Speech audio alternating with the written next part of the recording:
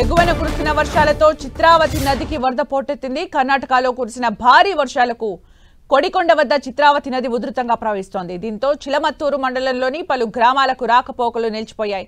సోమగట్ట, పలగలపల్లి, చాగలేరు, మరసలపల్లి, కొడికొండ, కోడూరు గ్రామాలకు రాకపోకలు బంద్ అయ్యాయి. హిందూపురం కళాశాలలకు వెళ్లే విద్యార్థులకు ఇబ్బందులు ఎదురయ్యాయి. ప్రజలు అప్రమత్తంగా ఉండాలని అధికారులు హెచ్చరించారు.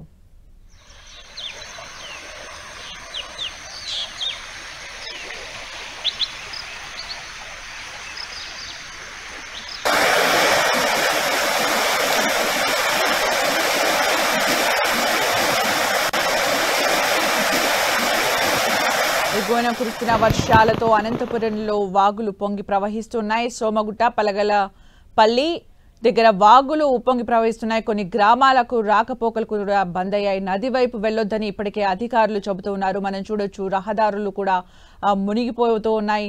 ఎగువన కురుస్తున్న వర్షాలతో చిత్రావతి నది ఉప్పొంగి ప్రవహిస్తోంది. హిందూపురంలో ఈ దృశ్యాలు కనిపిస్తున్నాయి. కొన్ని గ్రామాలకు రాకపోకలు బంద్ అయిపోయాయి.